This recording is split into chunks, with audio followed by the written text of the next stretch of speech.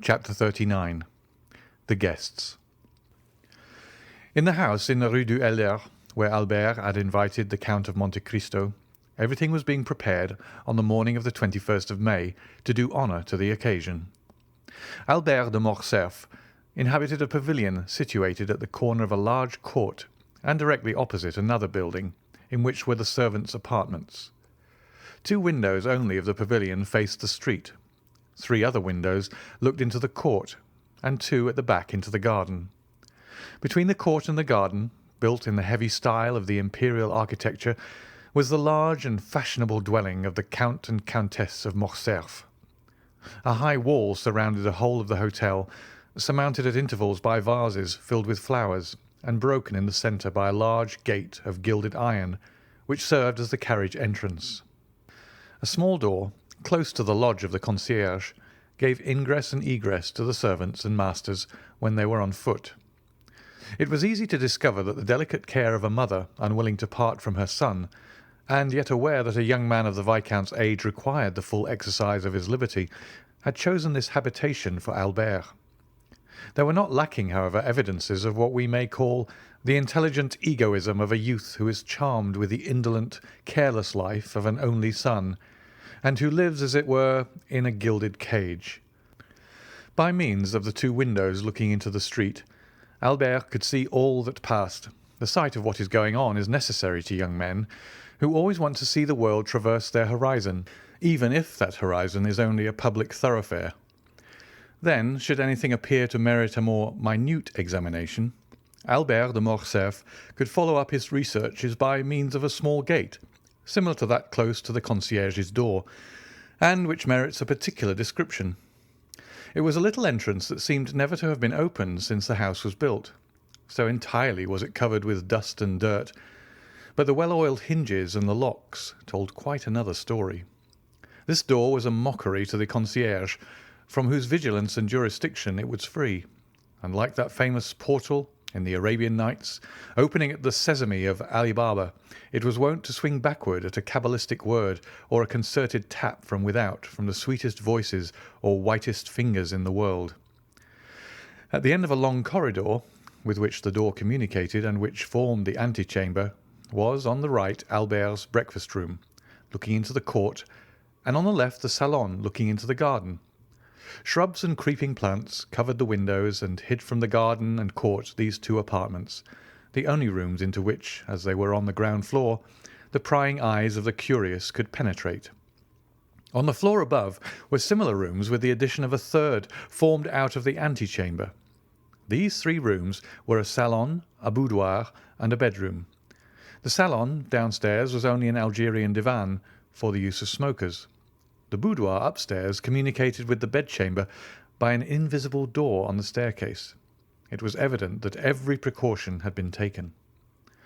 Above this floor was a large atelier, which had been increased in size by pulling down the partitions, a pandemonium in which the artist and the dandy strove for preeminence.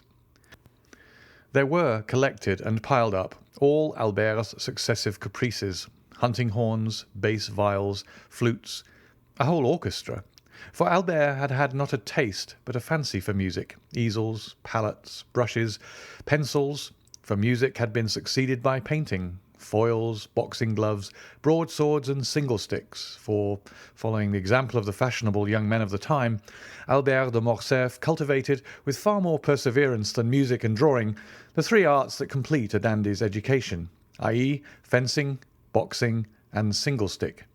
And it was here that he received Grisier, Cook, and Charles Labouchere. The rest of the furniture of this privileged apartment consisted of old cabinets, filled with Chinese porcelain and Japanese vases, Luca della Robbia Faviense, and Palissy platters of old armchairs, in which perhaps had sat Henri IV or Sully, Louis XIII or Richelieu, for 2 of these armchairs, adorned with a carved shield, on which were engraved the fleurs-de-lis of France on an azure field, evidently came from the Louvre, or at least some royal residence. Over these dark and sombre chairs were thrown splendid stuffs, dyed beneath Persia's sun, or woven by the fingers of the women of Calcutta or of Chandanaga. What these stuffs did there, it was impossible to say.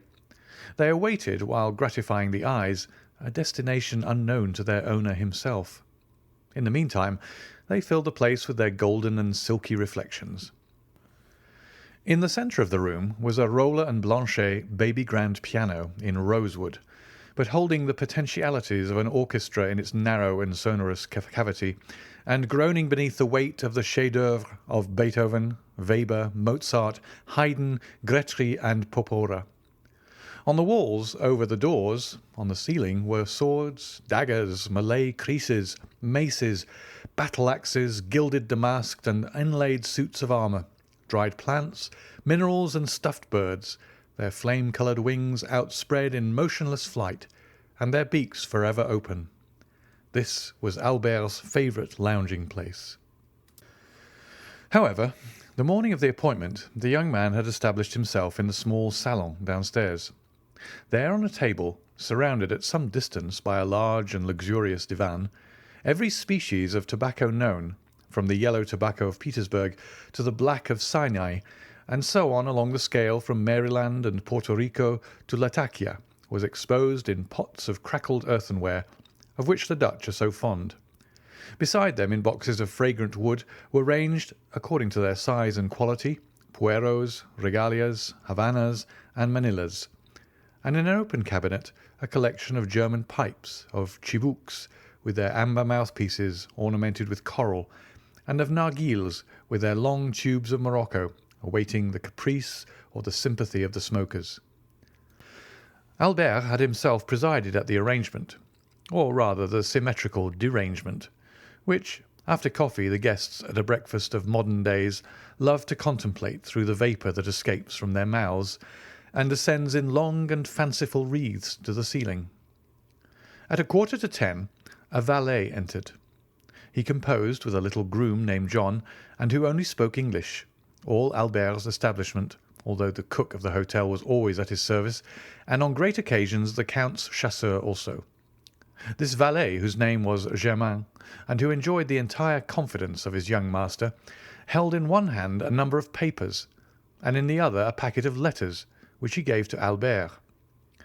Albert glanced carelessly at the different missives, selected two written in a small and delicate hand, and enclosed in scented envelopes, opened them and perused their contents with some attention. "How did these letters come?" said he. "One by the post. Madame Danglars' footman left the other." "Let Madame Danglars know that I accept the place she offers me in her box. Wait.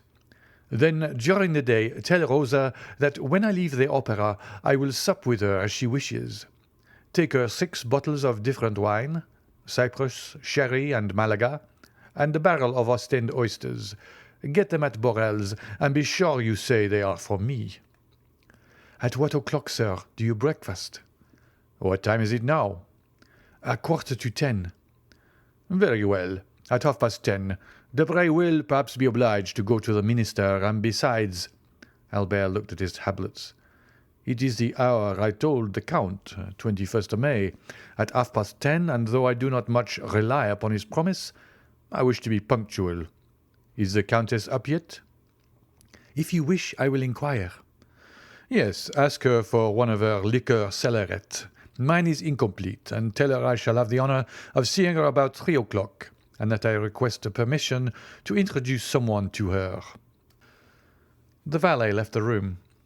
Albert threw himself on the divan, tore off the cover of 2 or 3 of the papers, looked at the theatre announcements, made a face, seeing they gave an opera and not a ballet, hunted vainly amongst the advertisements for a new tooth-powder of which he had heard, and threw down, one after the other, the 3 leading papers of Paris, muttering, "These papers become more and more stupid every day." A moment after, a carriage stopped before the door, and the servant announced Monsieur Lucien Debray. A tall young man with light hair, clear grey eyes, and thin and compressed lips, dressed in a blue coat with beautifully carved gold buttons, a white neckcloth, and a tortoise-shell eyeglass suspended by a silken thread, and which, by an effort of superciliary and zygomatic muscles, he fixed in his eye, entered with a half-official air, without smiling or speaking. "Good morning, Lucien."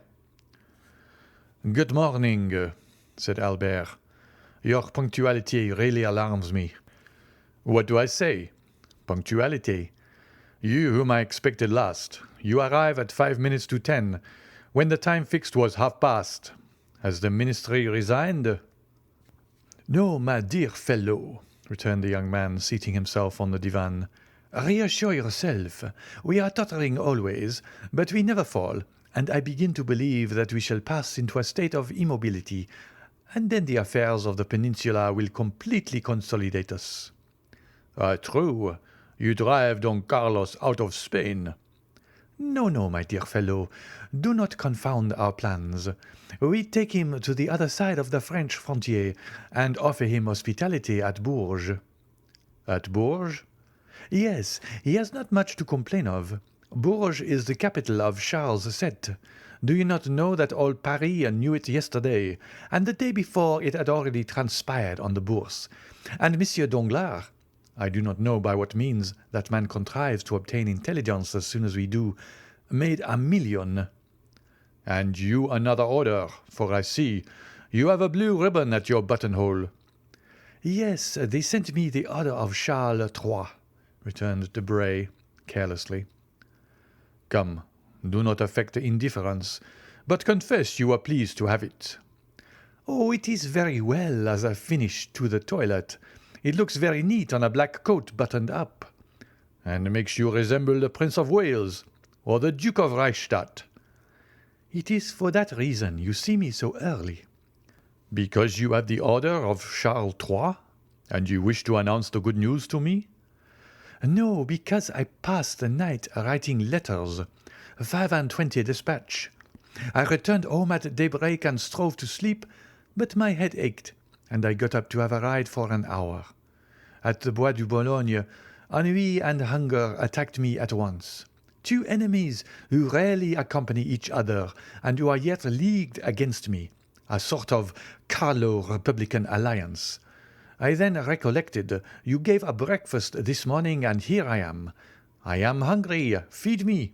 I am bored. Amuse me."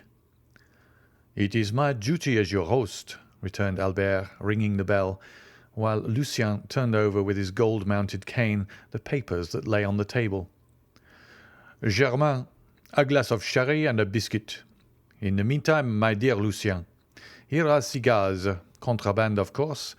Try them and persuade the minister to sell us such instead of poisoning us with cabbage leaves." "Peste! I will do nothing of the kind. The moment they come from gouvernement, you would find them execrable. Besides, that does not concern the home, but the financial department. Address yourself to Monsieur Humann, section of the indirect contributions, corridor A, numéro 26. "On my word," said Albert, "you astonish me by the extent of your knowledge. Take a cigar." "Really, my dear Albert," replied Lucien, lighting a manila and a rose-coloured taper that burnt in a beautifully enamelled stand. "How happy you are to have nothing to do. You do not know your own good fortune." "And what would you do, my dear diplomatist," replied Morcerf, with a slight degree of irony in his voice, "if you did nothing? What? Private secretary to a minister? Plunged at once into European cabals and Parisian intrigue?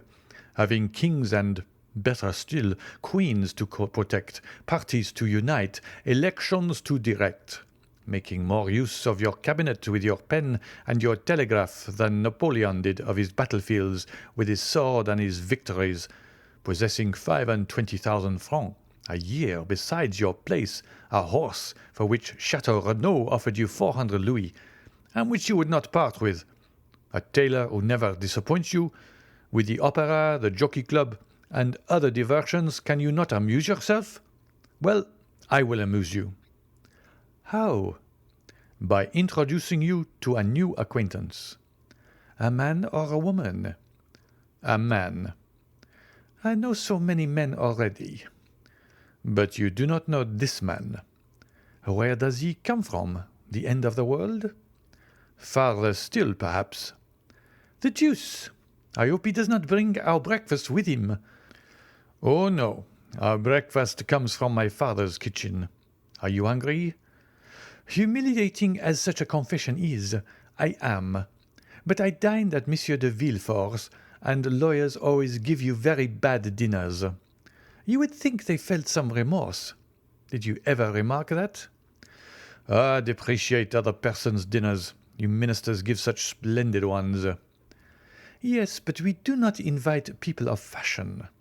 If we were not forced to entertain a parcel of country boobies because they think and vote with us, we should never dream of dining at home, I assure you.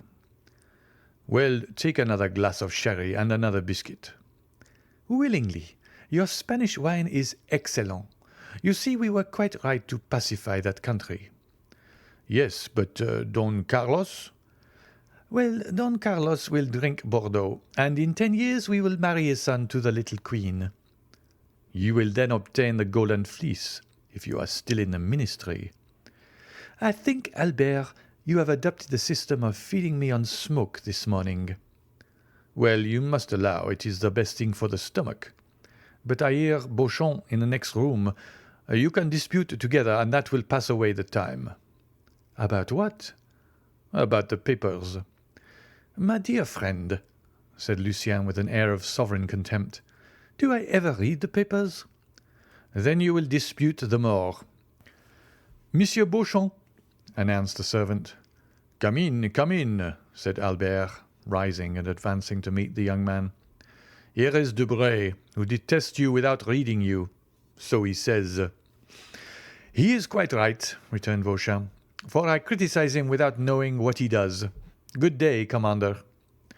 Ah, you know all that already, said the private secretary, smiling and shaking hands with him. Pardieu! And what do they say of it in the world? In which world? We have so many worlds in the year of grace. 1838. In the entire political world of which you are one of the leaders. They say that it is quite fair, and that sowing so much red, you ought to reap a little blue. Come, that is not bad, said Lucien. Why do you not join our party, my dear Beauchamp? With your talents, you would make your fortune in 3 or 4 years. I only wait one thing before following your advice. That is, a minister who will hold office for 6 months. My dear Albert, one word, for I must give poor Lucien a respite. Do we breakfast or dine? I must go to the chamber, for our life is not an idle one. You only breakfast. I await 2 persons, and the instant they arrive, we shall sit down to table. End of chapter 39.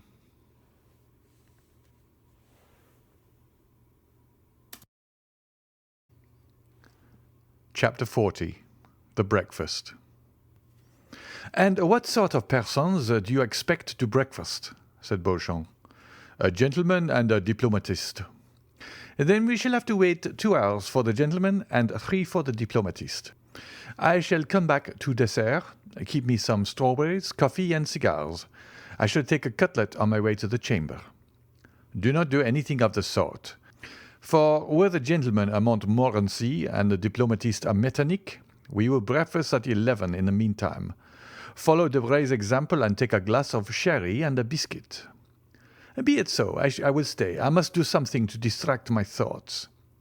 You are like Debray, and yet it seems to me that when the minister is out of spirits, the opposition ought to be joyous.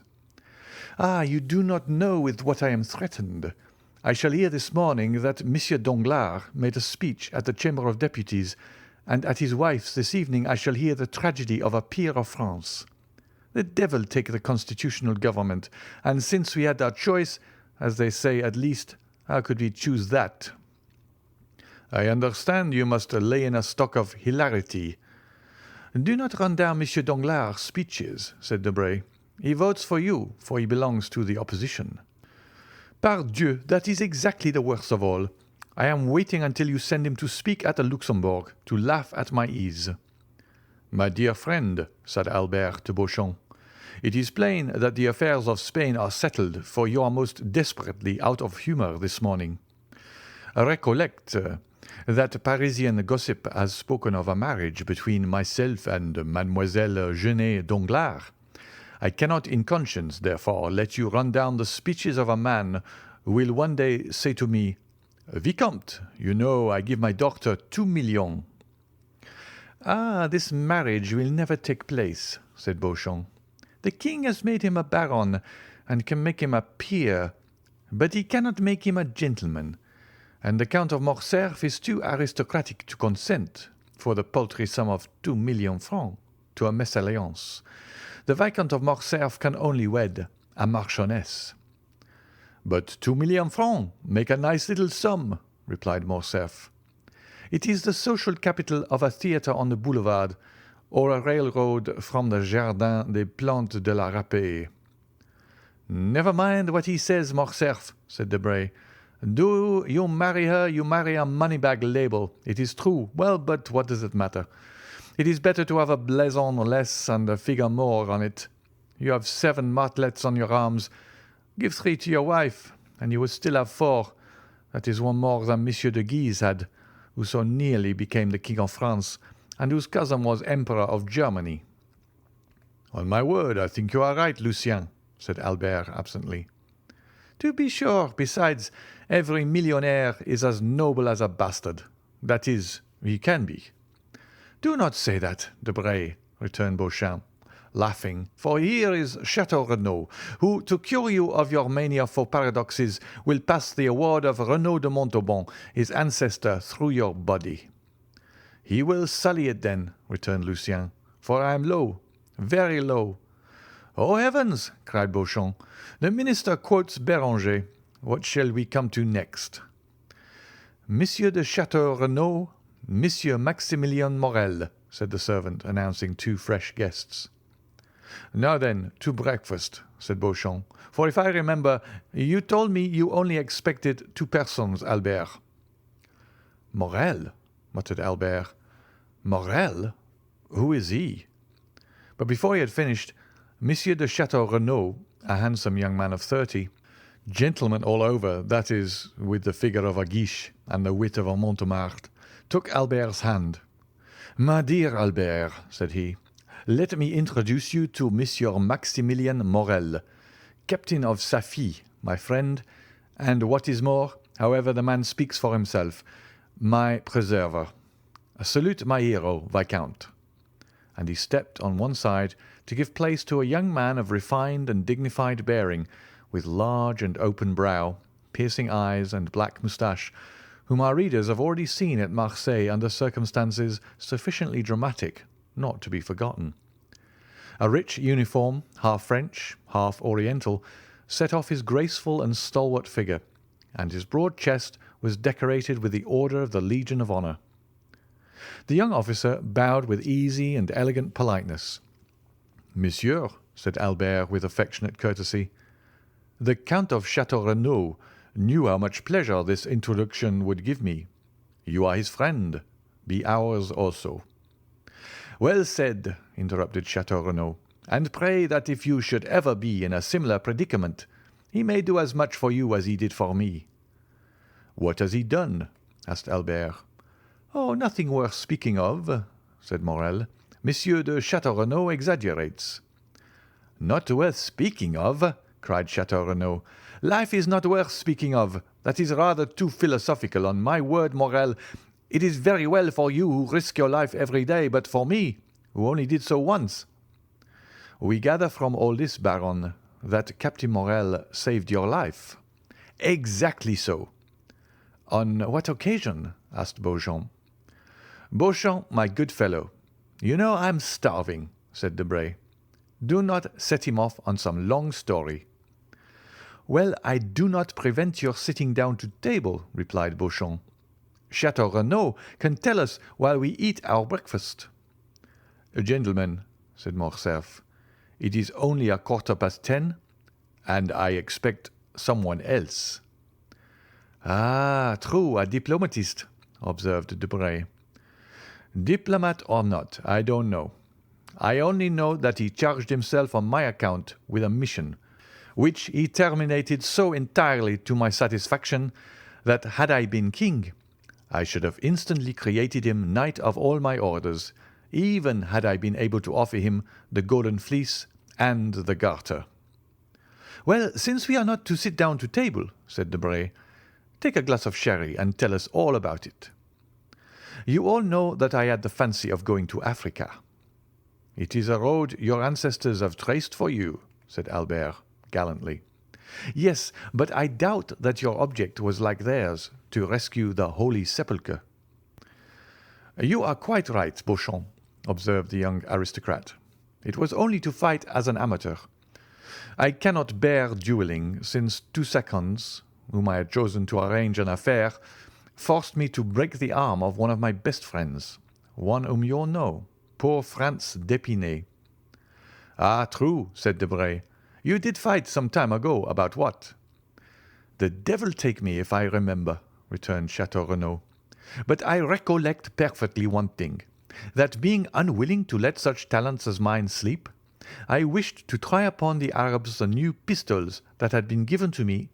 In consequence, I embarked for Oran, and went from thence to Constantine, where I arrived just in time to witness the raising of the siege. I retreated with the rest for 48 hours.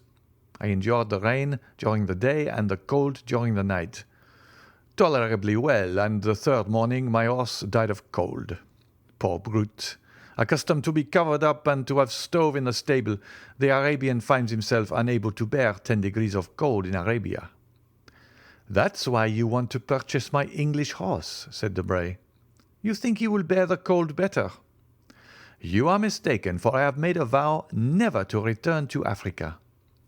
"You were very much frightened, then?" asked Beauchamp. "Well, yes, and I had good reason to be so," replied Chateau Renaud. "I was retreating on foot, for my horse was dead. 6 Arabs came up full gallop to cut off my head. I shot 2 with my double-barrel gun, and 2 more with my pistols. But I was then disarmed, and 2 were still left. One seized me by the hair. That is why I now wear it so short, for no one knows what may happen.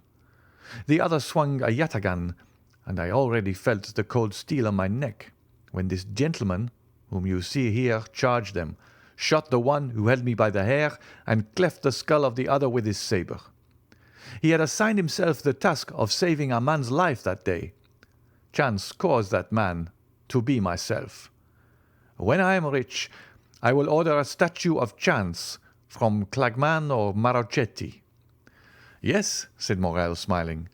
"It was the 5th of September, the anniversary of the day on which my father was miraculously preserved. Therefore, as far as it lies in my power, I endeavour to celebrate it by some—" "Heroic action," interrupted Chateau Renaud. "I was chosen, but that is not all. After rescuing me from the sword, he rescued me from the cold, not by sharing his cloak with me like Saint Martin, but by giving me the whole, then from hunger by sharing with me, guess what?" "A Strasbourg pie?" asked Beauchamp. "No, his horse, of which we each of us ate a slice with a hearty appetite. It was very hard." "The horse," said Morcerf, laughing. "No, the sacrifice," returned Chateau Renaud.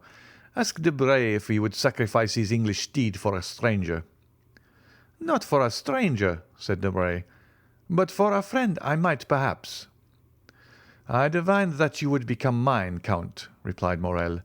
"Besides, as I had the honour to tell you, heroism or not, sacrifice or not, that day I owed an offering to bad fortune in recompense for the favours good fortune had on other days granted to us." "The history to which Monsieur Morel alludes," continued Chateau Renaud, "is an admirable one, which he will tell you some day when you are better acquainted with him. To-day let us fill our stomachs and not our memories. What time do you breakfast, Albert?" "At 10:30. "Precisely?" asked Debray, taking out his watch. "Oh, you will give me 5 minutes' grace," replied Morcerf, "for I also expect a preserver." "Of whom?" "Of myself," cried Morcerf. "Parbleu! Do you think I cannot be saved as well as anyone else, and that there are only Arabs who cut off heads? Our breakfast is a philanthropic one, and we shall have at table, at least I hope, so 2 benefactors of humanity." "What shall we do?" said Debray. "We have only one Monthyon prize." "Well, it will be given to someone who has done nothing to deserve it," said Beauchamp. "That is the way the Academy mostly escapes from the dilemma." "And where does he come from?" asked Debray. "You have already answered the question once, but so vaguely that I venture to put it a second time." "Really," said Albert, "I do not know.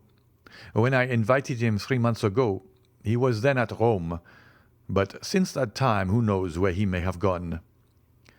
"And you think him capable of being exact?" demanded Debray. "I think him capable of everything." "Well, with the 5 minutes' grace we have only 10 left." "I will profit by them to tell you something about my guest." "I beg your pardon," interrupted Beauchamp. "Are there any materials for an article in what you are going to tell us?" "Yes, and for a most curious one." "Go on then, for I see I shall not get to the Chamber this morning, and I must make up for it." "I was at Rome during the last Carnival." "We know that," said Beauchamp. "Yes, but what you do not know is that I was carried off by bandits." "There are no bandits," cried Debray. "Yes, there are, and most hideous, or rather most admirable ones, for I found them ugly enough to frighten me." "Come, my dear Albert," said Debray, "confess that your cook is behindhand, that the oysters have not arrived from Ostend or Marennes, and that, like Madame de Maintenon, you are going to replace a dish by a story. Say so at once. We are sufficiently well bred to excuse you and to listen to your history, fabulous as it promises to be." "And I say to you, fabulous as it may seem, I tell it as a true one from the beginning to the end. The brigands had carried me off and conducted me to a gloomy spot called the Catacombs of Saint Sebastien." "I know it," said Chateau Renaud. "I narrowly escaped catching a fever there." "And I did more than that," replied Morcerf, "for I caught one. I was informed that I was prisoner until I paid the sum of 4,000 Roman crowns, about 24,000 francs. Unfortunately, I had not above 1,500. I was at the end of my journey and of my credit. I wrote to France, and were he here he would confirm every word. I wrote then to France that if he did not come with the 4,000 crowns before 6, at 10 minutes past I should have gone to join the blessed saints and glorious martyrs in whose company I had the honour of being. And Signor Luigi Vampa, such was the name of the chief of these bandits, would have scrupulously kept his word." "But France did come with the 4,000 crowns," said Chateau Renaud. "A man whose name is Franz d'Épinay or Albert de Morcerf has not much difficulty in procuring them." "No, he arrived accompanied simply by the guest I am going to present to you." "Ah, this gentleman is a Hercules killing Cacus, a Perseus freeing Andromeda." "No, he is a man about my own size." "Armed to the teeth." "He had not even a knitting needle." "But he paid your ransom." "He said 2 words to the chief, and I was free." "And they apologized to him for having carried you off?" said Beauchamp. "Just so." "Why, he is a second Ariosto." "No, his name is the Count of Monte Cristo." "There is no Count of Monte Cristo," said Debray. "I do not think so," added Chateau Renaud, with the air of a man who knows the whole of the European nobility perfectly. "Does anyone know of anything of a Count of Monte Cristo?"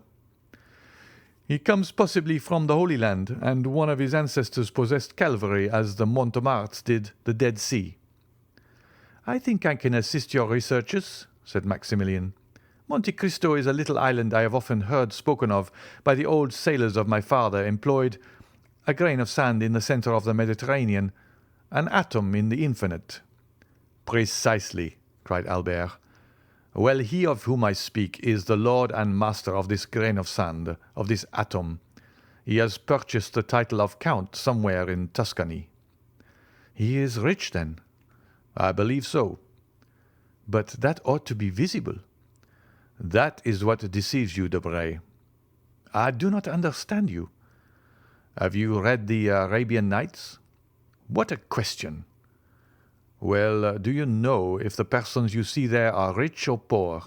If their sacks of wheat are not rubies or diamonds?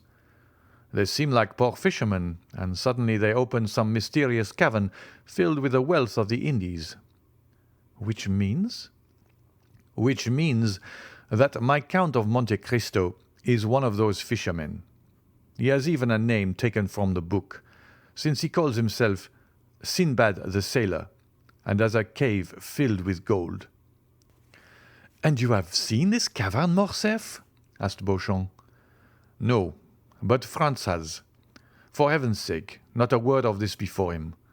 Franz went in with his eyes blindfolded and was waited on by mutes and by women to whom Cleopatra was a painted strumpet. Only he is not quite sure about the women, for they did not come until after he had taken hashish, so that what he took for women might have been simply a row of statues." The two young men looked at Morcerf as if to say, "Are you mad, or are you laughing at us?" "And I also," said Morrel thoughtfully, "have heard something like this from an old sailor named Penelon." "Ah," cried Albert, "it is very lucky that Monsieur Morrel comes to aid me. You are vexed, are you not, that he thus gives a clue to the labyrinth?" "My dear Albert," said Debray, "what you tell us is so extraordinary." Because your ambassadors and your consuls do not tell you of them. They have no time.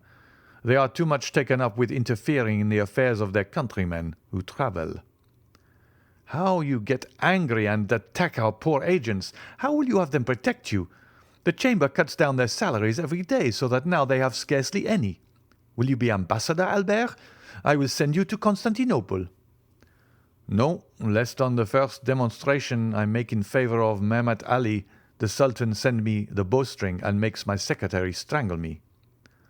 "You say very true," responded Debray.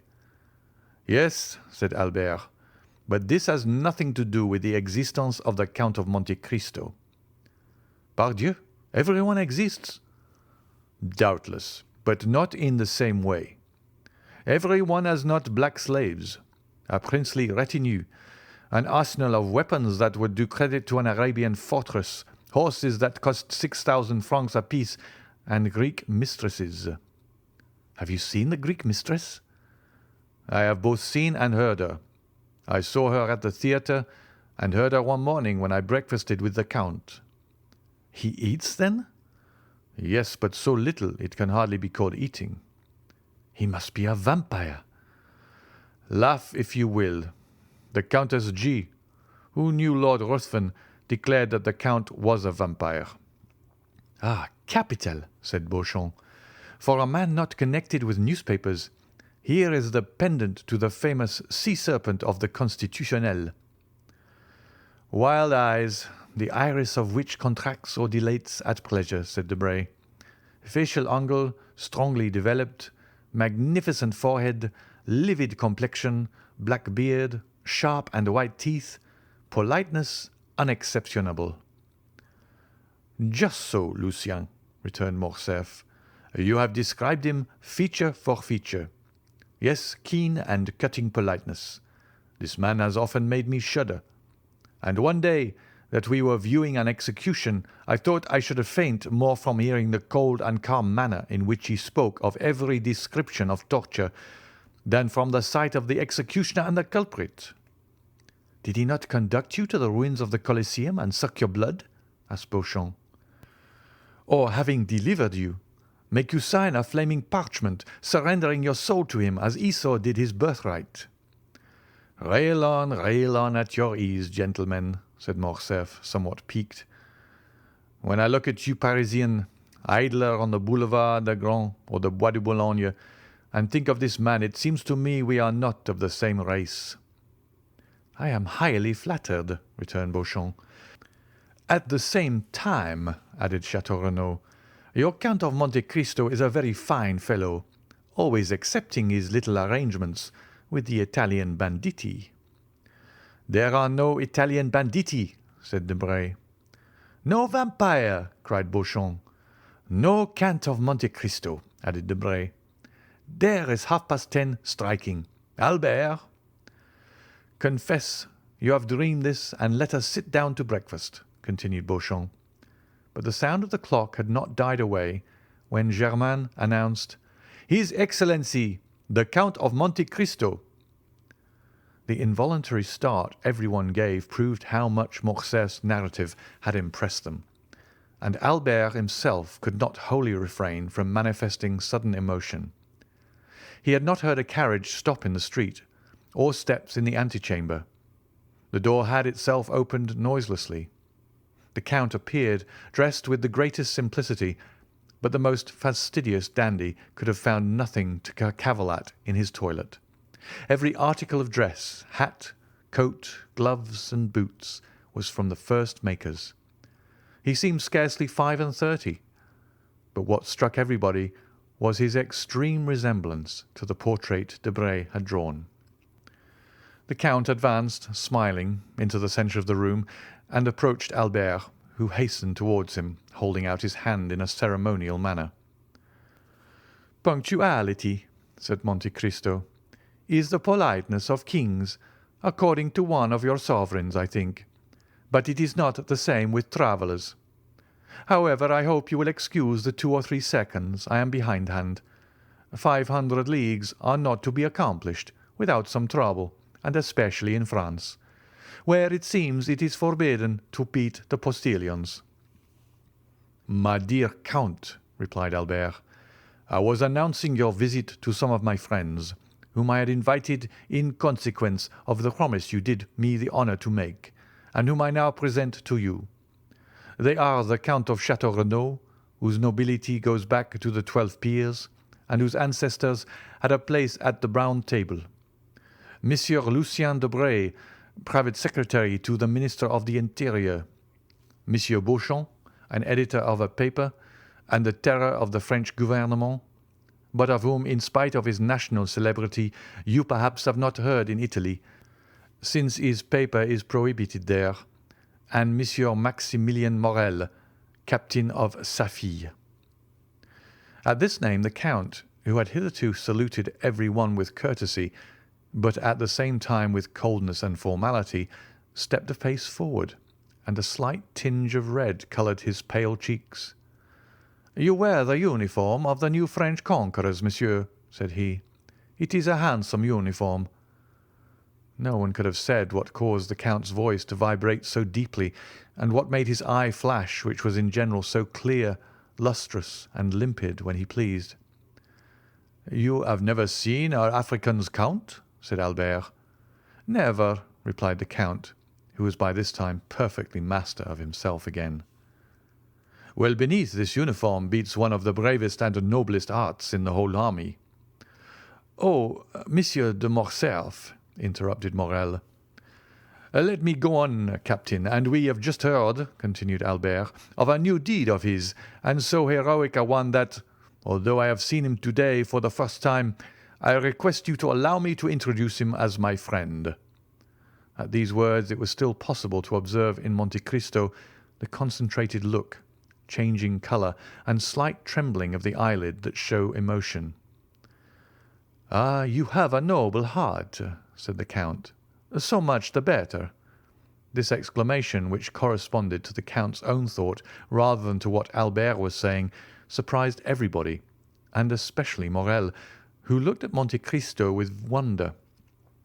But at the same time the intonation was so soft that, however strange the speech might seem, it was impossible to be offended at it. "Why should he doubt it?" said Beauchamp to Château-Renaud. "In reality," replied the latter, who with his aristocratic glance and his knowledge of the world had penetrated at once all that was penetrable in Monte Cristo, "Albert has not deceived us, for the Count is a most singular being. What say you, Morel?" "Ma foi, he has an open look about him that pleases me, in spite of the singular remark he has made about me." "Gentlemen," said Albert, "Germain informs me that breakfast is ready. My dear Count, allow me to show you the way." They passed silently into the breakfast room, and every one took his place. "Gentlemen," said the Count, seating himself. "Permit me to make a confession which must form my excuse for any improprieties I may commit. I am a stranger, and a stranger to such a degree that this is the first time I have ever been at Paris. The French way of living is utterly unknown to me, and up to the present time I have followed the Eastern customs, which are entirely in contrast to the Parisian. I beg you, therefore, to excuse if you find anything in me too Turkish, too Italian, or too Arabian. Now then, let us breakfast." "With what an air he says all this," muttered Beauchamp. "Decidedly, he is a great man." "A great man in his own country," added Debray. "A great man in every country, Monsieur Debray," said Chateau Renaud. The Count was, it may be remembered, a most temperate guest. Albert remarked this, expressing his fears lest at the outset the Parisian mode of life should displease the traveller in the most essential point. "My dear Count," said he, "I fear one thing, and that is that the fare of the Rue du Helder is not so much to your taste as that of the Piazza di Spagna. I ought to have consulted you on the point, and have had some dishes prepared expressly." "Did you know me better," returned the Count, smiling, "you would not give one thought of such a thing for a traveller like myself, who has successfully lived on macaroni at Naples, polenta at Milan, olla podrida at Valencia, pilau at Constantinople, carrick in India, and swallows' nests in China. I eat everywhere and of everything, only I eat but little, and to-day, that you reproach me with my want of appetite, is my day of appetite, for I have not eaten since yesterday morning." "What!" cried all the guests. "You have not eaten for 24 hours?" "No," replied the Count. "I was forced to go out of my road to obtain some information near Nîmes, so that I was somewhat late, and therefore I did not choose to stop." "And you ate in your carriage?" asked Morcerf. "No, I slept, as I generally do when I am weary without having the courage to amuse myself, or when I am hungry without feeling inclined to eat." "But you can sleep when you please, monsieur," said Morel. "Yes." "You have a recipe for it?" "An infallible one." "That would be invaluable to us in Africa, who have not always any food to eat and rarely anything to drink." "Yes," said Monte Cristo, "but unfortunately a recipe excellent for a man like myself would be very dangerous applied to an army, which might not awake when it was needed." "May we inquire what is this recipe?" asked Debray. "Oh, yes," returned Monte Cristo. "I make no secret of it. It is a mixture of excellent opium, which I fetched myself from Canton, in order to have it pure, and the best hashish which grows in the East, that is between the Tigris and the Euphrates. These two ingredients are mixed in equal proportions and formed into pills. 10 minutes after one is taken, the effect is produced. Ask Baron Franz d'Épinay. I think he tasted them one day." "Yes," replied Morcerf. "He said something about it to me." "But," said Beauchamp, who, as became a journalist, was very incredulous, "you always carry this drug about you?" "Always." "Would it be an indiscretion to ask to see these precious pills?" continued Beauchamp, hoping to take him at a disadvantage. "No, monsieur," returned the Count, and he drew from his pocket a marvellous casket, formed out of a single emerald and closed by a golden lid which unscrewed and gave passage to a small, greenish-coloured pellet about the size of a pea. This ball had an acrid and penetrating odour. There were 4 or 5 more in the emerald, which would contain about a dozen. The casket passed around the table, but it was more to examine the admirable emerald than to see the pills that it passed from hand to hand. "And is it your cook who prepares these pills?" asked Beauchamp. "Oh, no, monsieur," replied Monte Cristo. "I do not thus betray my enjoyments to the vulgar. I am a tolerable chemist, and prepare my pills myself." "This is a magnificent emerald, and the largest I have ever seen," said Chateau Renaud, "although my mother has some remarkable family jewels." "I had 3 similar ones," returned Monte Cristo. "I gave one to the Sultan, who mounted it in his sabre, another to our Holy Father the Pope, who had it set in his tiara, opposite to one nearly as large, though not so fine, given by the Emperor Napoleon to his predecessor, Pius VII. I kept the third for myself, and I had it hollowed out, which reduced its value, but rendered it more commodious for the purpose I intended. Everyone looked at Monte Cristo with astonishment. He spoke with so much simplicity that it was evident he spoke the truth, or that he was mad. However, the sight of the emerald made them naturally incline to the former belief. "And what did these two sovereigns give you in exchange for these magnificent presents?" asked Debray. "The Sultan, the liberty of a woman," replied the Count. "The Pope, the life of a man, so that once in my life I have been as powerful as if heaven had brought me into the world on the steps of a throne." "And it was Peppino you saved, was it not?" cried Morcerf. "It was for him that you obtained pardon." "Perhaps," returned the Count, smiling. "My dear Count, you have no idea what pleasure it gives me to hear you speak thus," said Morcerf. "I had announced you beforehand to my friends as an enchanter of the Arabian Nights, a wizard of the Middle Ages, but the Parisians are so subtle in paradox that they mistake for caprice of the imagination the most incontestable truths, when these truths do not form a part of their daily existence. For example, here is Debray who reads and Beauchamp who prints. Every day a member of the Jockey Club has been stopped and robbed on the boulevard. 4 persons have been assassinated in the Rue Saint-Denis or the Faubourg Saint-Germain. 10, 15, or 20 thieves have been arrested in a café on the Boulevard du Temple or in the Thermes de Julien. And yet these same men deny the existence of the bandits in the Maremma, the Campagna di Romana, or the Pontine Marshes. Tell him yourself, and I was taken by bandits, and that without your generous intercession I should now have been sleeping in the catacombs of Saint Sebastien, instead of receiving them in my humble abode in the Rue du Helder." "Ah," said Monte Cristo, "you promised me never to mention that circumstance." "It was not I who made that promise," cried Morcerf. "It must have been someone else whom you have rescued in the same manner, and whom you have forgotten. Pray speak of it, for I shall not only, I trust, relate the little I do know, but also a great deal I do not know." "It seems to me," returned the Count, smiling, "that you played a sufficiently important part to know as well as myself what happened." "Well, you promise me, if I tell all I know, to relate in your turn all that I do not know." "That is but fair," replied Monte Cristo. "Well," said Morcerf, "for 3 days I believed myself the object of the attentions of a mask, whom I took for a descendant of Tullia or Poppaea, while I was simply the object of the attentions of a contadina, and I say contadina to avoid saying peasant girl.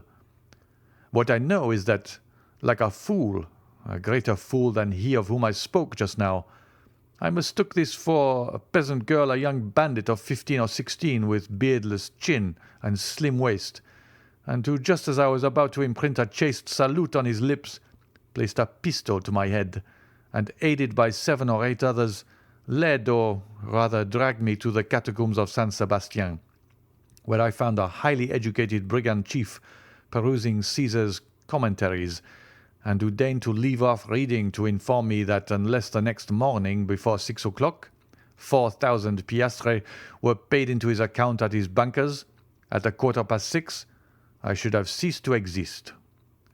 The letter is still to be seen, for it is in Franz d'Épinay's possession, signed by me and with a postscript of Monsieur Luigi Vampa. This is all I know.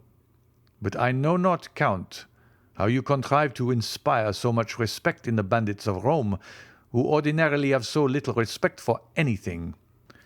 I assure you, Franz and I were lost in admiration." "Nothing more simple," returned the Count. "I had known the famous Vampa for more than 10 years.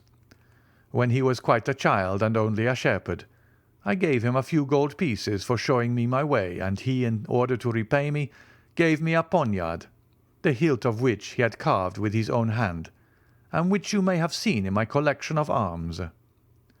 In after years, whether he had forgotten this interchange of presents, which ought to have cemented our friendship, or whether he did not recollect me. He sought to take me, but on the contrary it was I who captured him and a dozen of his band.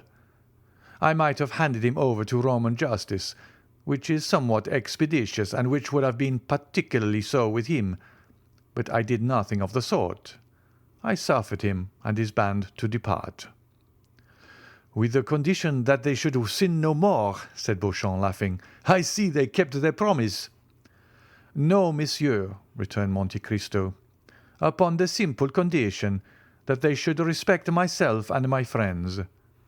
Perhaps what I am about to say may seem strange to you, who are socialists and want humanity and your duty to your neighbour, but I never seek to protect a society which does not protect me, and which I will even say generally occupies itself about me only to injure me, and thus by giving them a low place in my esteem, and preserving a neutrality towards them, it is society and my neighbour who are indebted to me." "Bravo!" cried Chateau Renaud. "You are the first man I have ever met sufficiently courageous to preach egotism. Bravo, Count, bravo!"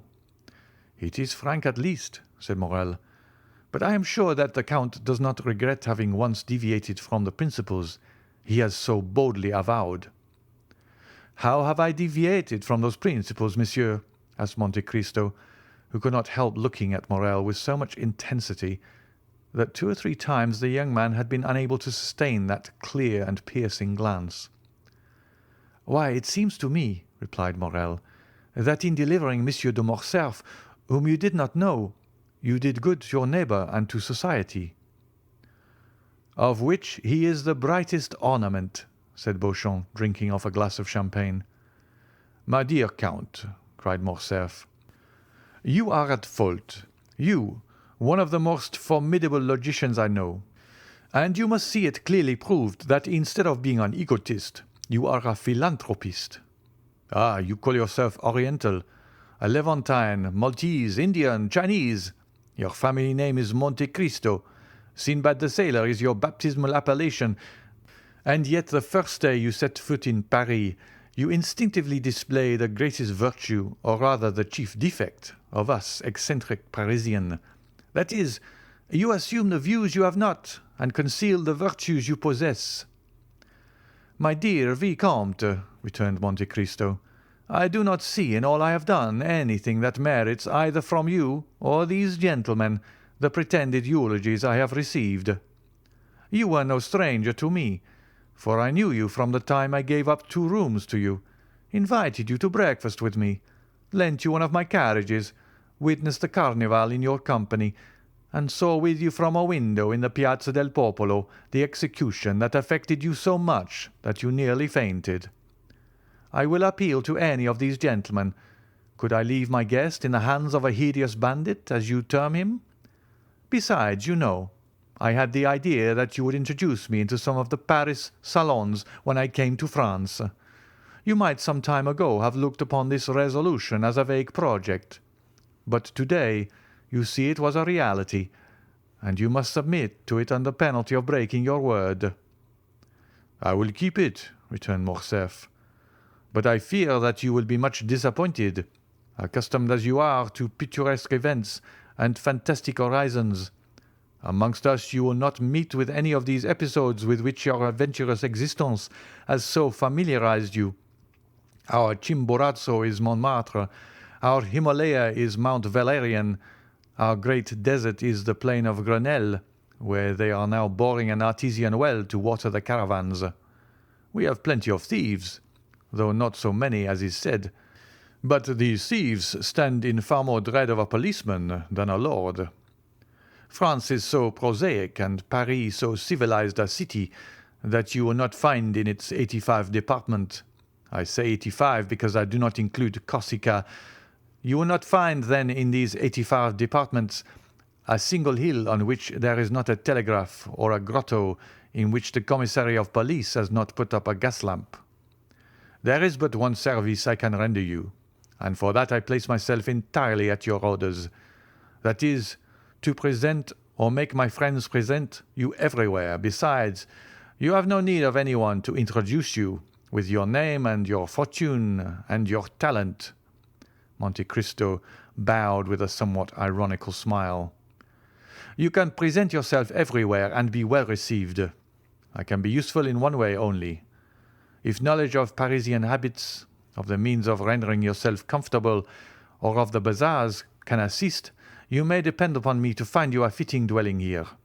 I do not dare offer to share my apartments with you, as I shared yours at Rome. I, who do not profess egotism, but am yet egotist par excellence, for, except myself, these rooms would not hold a shadow more, unless that shadow were feminine." "Ah," said the Count, "that is a most conjugal reservation. I recollect that at Rome you said something of a projected marriage. May I congratulate you?" "The affair is still in projection." "And he who says 'in projection' means already decided," said Debray. "No," replied Morcerf. "My father is most anxious about it, and I hope he longs to introduce you, if not to my wife, at least to my betrothed, Mademoiselle Eugénie Danglars." "Eugénie Danglars," said Monte Cristo. "Tell me, is not her father Baron Danglars?" "Yes," returned Morcerf, "a baron of a new creation." "What matter," said Monte Cristo, "if he has rendered the state services which merit his distinction?" "Enormous ones," answered Beauchamp. "Although in reality a liberal, he negotiated a loan of 6 millions for Charles X in 1829, who made him a baron and chevalier of the Legion of Honor, so that he wears the ribbon, not, as you would think, in his waistcoat pocket, but at his buttonhole." "Ah," interrupted Morcerf, laughing, "Beauchamp, Beauchamp. Keep that for the Corsair or the Chiaravari, but spare my future father-in-law before me." Then turning to Monte Cristo, "You just now spoke his name as if you knew the Baron." "I do not know him," returned Monte Cristo, "but I shall probably soon make his acquaintance, for I have a credit opened with him by the house of Richard and Blount of London, Arstein and Esquels of Vienna, and Thomson and French at Rome." As he pronounced the two last names, the Count glanced at Maximilien Morrel. If the stranger expected to produce an effect on Morrel, he was not mistaken. Maximilien started as if he had been electrified. "Thomson and French?" said he. "Do you know this house, monsieur?" "They are my bankers in the capital of the Christian world," returned the Count quietly. "Can my influence with them be of any service to you?" "Oh, Count, you could assist me perhaps in researches which have been up to the present fruitless. This house, in past years, did ours a great service, and has, I know not for what reason, always denied having rendered us this service." "I shall be at your orders," said Monte Cristo, bowing. "But," continued Morcerf, "apropos of Danglars, we have strangely wandered from the subject. We were speaking of a suitable habitation for the Count of Monte Cristo. Come, gentlemen, let us all propose some place. Where shall we lodge this new guest in our great capital?" "Faubourg Saint-Germain," said Château Renaud. "The Count will find them a charming hotel, with a court and a garden." "Bah, Château Renaud," returned Debray. "You only know your dull and gloomy Faubourg Saint-Germain. Do not pay any attention to him, Count. Live in the Chaussée d'Antin. That's the real centre of Paris." "Boulevard de l'Opéra," said Beauchamp. "The second floor, a house with a balcony. The Count will have his cushions of silver cloth brought there, and as he smokes his chibouk, see all Paris pass before him." "You have no idea, then, Morrel?" asked Château Renaud. "You do not propose anything?" "Oh, yes," returned the young man, smiling. "On the contrary, I have one, but I expected the Count would be tempted by one of the brilliant proposals made him, yet as he has not replied to any of them, I will venture to offer him a suite of apartments in a charming hotel in the Pompadour style that my sister has inhabited for a year in the Rue Meslay." "You have a sister?" asked the Count. "Yes, monsieur, a most excellent sister." "Married?" "Nearly 9 years." "Happy?" asked the Count again. "As happy as it is permitted to a human creature to be," replied Maximilian. "She married the man she loved, who remained faithful to us in our fallen fortunes, Emmanuel Herbaut." Monte Cristo smiled imperceptibly. "I live there during my leave of absence," continued Maximilian, "and I shall be, together with my brother-in-law, Emmanuel, at the disposition of the Count whenever he thinks fit to honour us." "1 minute," cried Albert, without giving Monte Cristo the time to reply. "Take care, you are going to immure a traveller, Simbad the Sailor. A man who comes to see Paris, you are going to make a patriarch of him." "Oh, no," said Morrel. "My sister is 25. My brother-in-law is 30. They are gay, young, and happy. Besides, the Count will be in his own house, and only see them when he thinks fit to do so." "Thanks, monsieur," said Monte Cristo. "I shall content myself with being presented to your sister and her husband, if you will do me the honour to introduce me. But I cannot accept the offer of any one of these gentlemen, since my habitation is already prepared." "What!" cried Morcerf. "You are then going to an hotel? That will be very dull for you." "Was I so badly lodged at Rome?" said Monte Cristo, smiling. "Parbleu! At Rome you spent 50,000 piastres in furnishing your apartments, but I presume that you are not disposed to spend a similar sum every day." "It is not that which deterred me," replied Monte Cristo. "But as I determined to have a house to myself, I sent on my valet de chambre, and he ought by this time to have bought the house and furnished it." "But you have then a valet de chambre who knows Paris?" said Beauchamp. "It is the first time he has ever been in Paris. He is black and cannot speak," returned Monte Cristo. "It is Ali!" cried Albert in the midst of the general surprise.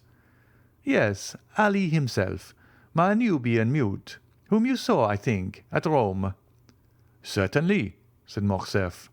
"I recollect him perfectly. But how could you charge a Nubian to purchase a house and a mute to furnish it? You would do everything wrong." "Undeceive yourself, monsieur," replied Monte Cristo. "I am quite sure that, on the contrary, he will choose everything as I wish. He knows my tastes, my caprice, my wants. He has been here a week. With the instinct of a hound, hunting by himself, he will arrange everything for me.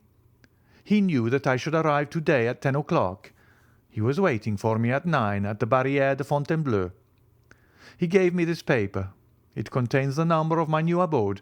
Read it yourself." And Monte Cristo passed a paper to Albert.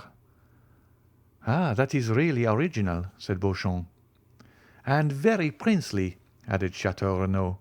"What, do you not know your house?" asked Debray. "No," said Monte Cristo. "I told you I do not wish to be behind my time. I dressed myself in the carriage and descended at the viscount's door." The young men looked at each other. They did not know if it was a comedy Monte Cristo was playing, but every word he uttered had such an air of simplicity that it was impossible to suppose what he said was false. Besides, why should he tell a falsehood? "We must content ourselves, then," said Beauchamp, "with rendering the Count all the little service in our power. I, in my quality of journalist, open all the theatres to him." "Thanks, monsieur," returned Monte Cristo. "My steward has orders to take a box at each theatre." "Is your steward also a Nubian?" asked Debray.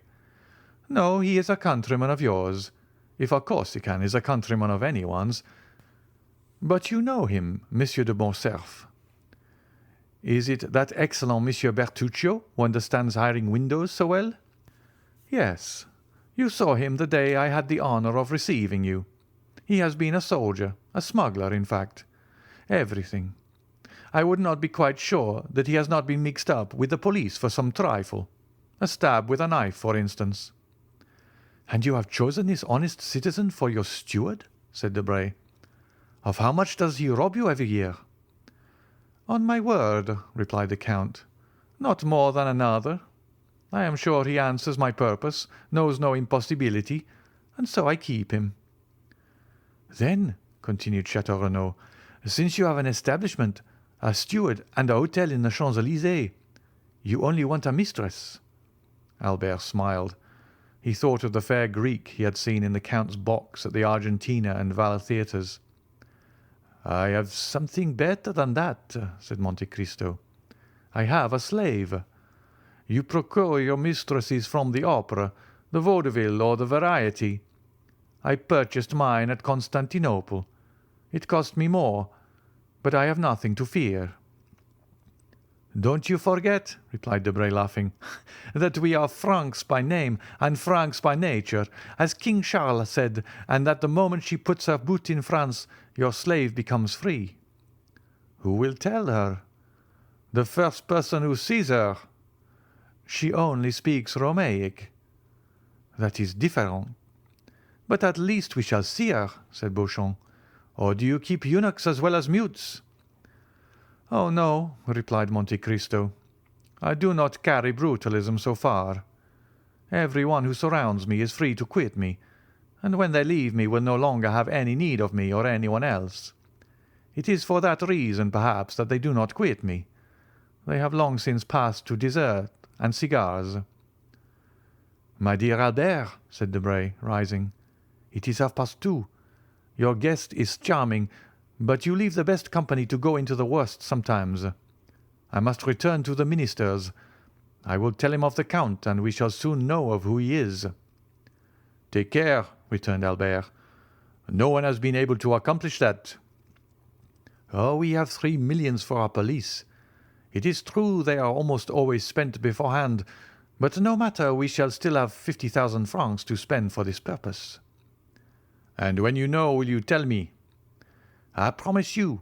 Au revoir, Albert. Gentlemen, good morning." As he left the room, Debray called out loudly, "My carriage!" "Bravo!" said Beauchamp to Albert. "I shall not go to the Chamber, but I have something better to offer my readers than a speech of Monsieur Danglars." "For heaven's sake, Beauchamp," returned Morcerf, "do not deprive me of the merit of introducing him everywhere. Is he not peculiar?" "He is more than that," replied Château Renaud. "He is one of the most extraordinary men I ever saw in my life. Are you coming, Morel?" "Directly. I have given my card to the Count, who has promised to pay us a visit at Rue Meslay, numéro 14. "Be sure I shall not fail to do so," returned the Count, bowing. And Maximilien Morel left the room with the Baron de Château Renaud, leaving Monte Cristo alone with Morcerf. End of chapter 40.